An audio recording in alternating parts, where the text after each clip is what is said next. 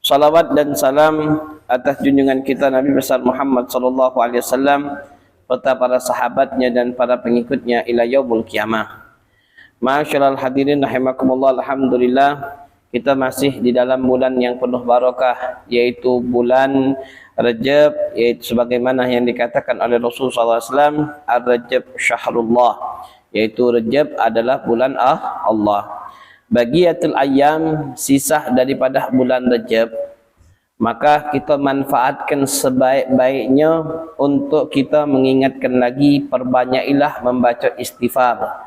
Perbanyai baca istighfar, terutama istighfar yang sebagaimana diriwayatkan oleh Nabi kita Muhammad SAW, Rabbi fidhi walhamdi wa tub alayya sab'ina marrah, yaitu 70 kali.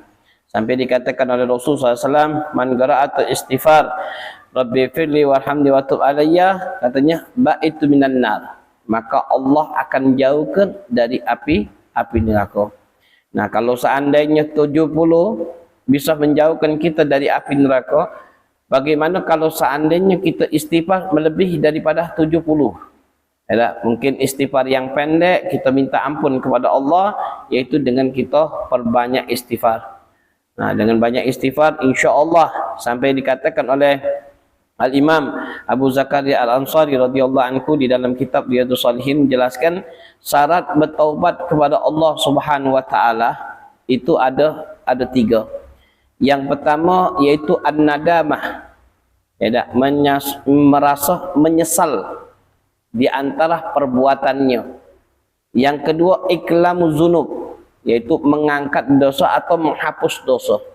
Nah, menghapus dosa ini dengan apa? Dengan kita banyaknya membaca istighfar. Jadi dengan kita banyaknya membaca istighfar, maka insya Allah dosa kita akan terkikis atau akan habis dengan kita banyaknya membaca istighfar. Setelah dosa kita mulai terkikis atau mendikit, ya tak? Nah, maka di dalam ibadah apapun akan menjadi ringan. Jadi kalau kita boleh jarib, boleh kita dicoba, kalau seandainya dalam satu hari kita istighfar kepada Allah 1000 atau kita istighfar kepada Allah 2000, maka subhanallah ketika kita banyaknya beristighfar kepada Allah, maka setiap perilaku hal yang suatu kebaikan lebih kita condong dibandingkan untuk melakukan maksiat. Kemudian ketika kita ingin baca Quran, maka Allah mengentengkan baca Qurannya.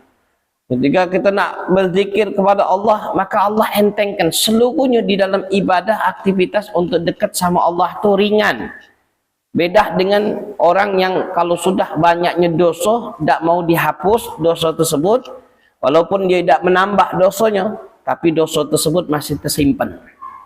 Masih tersimpan, maka cara menghilangkannya yaitu iklamu dzunub, yaitu dengan banyaknya kita membaca istighfar kepada Allah Subhanahu wa taala. Nah, sebagaimana yang dikatakan oleh ba'dul ulama juga mengambil hadis Nabi kita Muhammad sallallahu alaihi wasallam, yaitu Ar-Rajab syahrul istighfar, syahrul taubat kepada Allah, yaitu hari, yaitu bulan yang untuk kita bertaubat kepada Allah atas dosa yang kita lakukan sengaja ataupun tidak sengaja. Jadi perbanyailah istighfar kepada Allah, astaghfirullahaladzim, istighfar terus. Ya, dengan istighfar tersebut ringan untuk kita beribadah kepada Allah Subhanahu wa taala. Nah, ma'asyiral hadirin rahimakumullah, pada kesempatan malam ini kita akan meneruskan masih di dalam kitab Yasatul Mu'awanah Al-Mudhaharatu wal Murada. Ini yang dikarang oleh Al-Imam Al-Habib Abdullah bin Al-Haddad, yang kita jelaskan tentang yaitu zikru, yaitu zikir rukun tariq, yaitu salah satu zikir adalah salah rukun daripada rukun untuk kita berjalan, miftahul tahqiq wasilatul murid, ya, termasuk miftah, pembuka futuh bagi orang yang banyak zikir, dan termasuk adalah salah satu senjatanya bagi orang-orang murid atau kita orang mukmin, yaitu dengan banyaknya berzikir. Terutama yang sudah kita bahas, yaitu zikir-zikir mempunyai nilai yang sangat besar. terutama kalau seandainya kita dawami seperti zikir Al-Habib Abdullah Al-Haddad yang sekarang yang kita baca kitab tersebut, ada Ratibul Haddad. Ratibul Haddad itu subhanallah, kata orang-orang yang mengakui Ratibul Haddad itu di dalam hadis-hadis yang sahih, yang tidak mengambil hadis, seluruhnya hadis yang sahih diambil oleh Habib Abdullah Al-Haddad. Sampai pernah diceritakan katanya Al-Habib Umar bin Abdurrahman Attas, guru daripada Al-Habib Abdullah bin Al-Haddad, dia mengatakan mengarang di dalam kitab, mengarang rotib, yaitu Rotib Al-Attas. Dikatakan Rotib Al-Attas ini bisa menjaga kampung katanya. Kampung, maka Al-Habib Abdullah Al-Haddad muridnya mengarang Rotib Al-Haddad bisa menjaga negara katanya. Bisa menjaga negara itu seakan-akan negara bisa dijaga. Maknanya kalau seandainya orang yang membaca Ratibul Haddad itu bisa menjaga dirinya. Ya, Ratibul Haddad itu rutinkan. Karena pernah terjadi pada zaman dulu, ada di kota Hadramaut banyak sekali. Ada binatang buas, kemudian banyak. Maka ada salah satu syekh ulama menganjurkan baca Ratibul Haddad. Maka subhanallah, dengan baca Ratibul Haddad itu dijaga oleh Allah Subhanahu wa taala. Atas izin Allah, Allah jaga orang yang banyak membaca Ratibul Haddad. Karena di seluruh daripada bacaan tersebut mengambil daripada hadis-hadis yang sahih dari Nabi kita Muhammad sallallahu alaihi wasallam. Nah, itulah dikatakan juga oleh Habib Abdullah bin Haddad, karena orang yang zikir mempunyai keutamaan yang sangat besar. Yang pernah kita bahas sampai dikatakan oleh Rasulullah SAW, ala unabbiukum bi khair a'malikum wa azkaha inda balikikum wa arfa fi darajatikum wa khairul lakum min infaqud dhahab wal waraq wa min an talqa aduwukum fadribu a'nakihim wa yadribu a'nakuhum. Qalu bala, qalu zikrullah.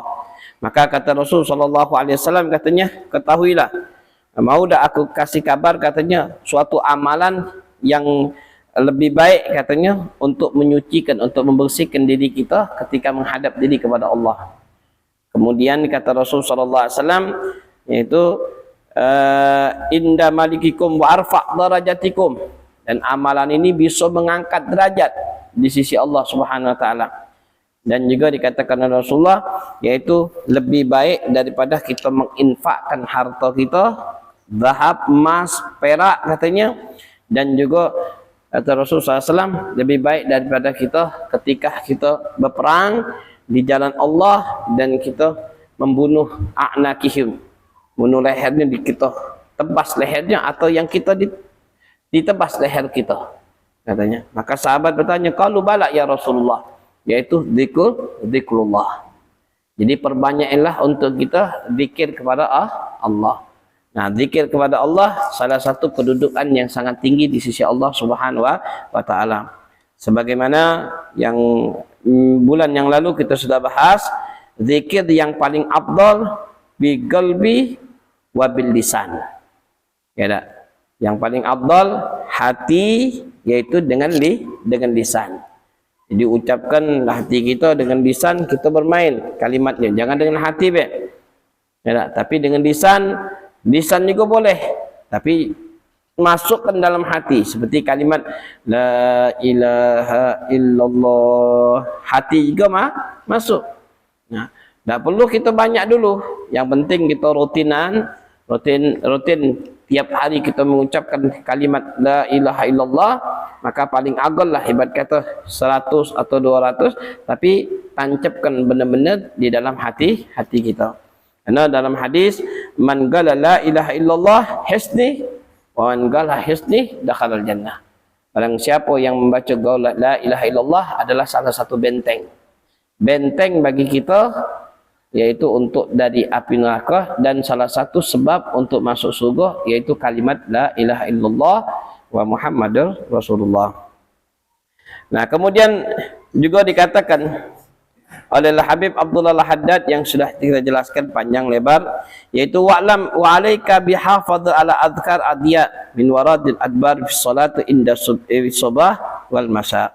Maka kita dianjurkan menjaga, kata Habib Abdullah Al-Haddad, menjaga yaitu azkar, zikir-zikir doa, wirid, katanya ya adbarus salat, setelah kita melaksanakan salat. Jadi terutama di sini disebutkan salatul subuh dengan salatul masa, yaitu salatul maghrib. Jadi jago ada salat subuh dengan salatul maghrib. Karena dalam salah satu hadis Rasul sallallahu alaihi wasallam yang sudah pernah kita jelaskan, man shalah subhi fil jamaah, barang siapa yang salat subuh berjamaah kemudian mereka itu duduk untuk ingat nama Allah, zikirlah, ibarat kata zikir, tilawatul Quran, apapun yang dia lakukan, walhasil yang bisa mengingatkan dirinya kepada Allah. Kemudian setelah matahari terbit, isyraq, maka dia solat rakaatain, solat 2 rakaat. Maka kata Rasul SAW, apa kata Allah? Seperti apa? Seperti orang melaksanakan ibadah haji wal umrah tam. Ya, jadi seperti orang yang melaksanakan ibadah haji dan umrah sempurna kata Rasulullah, sampai 3 kali. Ya, dengan apa? Dengan salatul isyraq. Nah, ini amalan-amalan yang seperti ini rugi bagi kita kalau seandainya kita lepaskan. Mungkin sabab inilah yang kita bisa untuk menjadi penyelamat kelak kita ketika kita menghadap diri kepada Allah.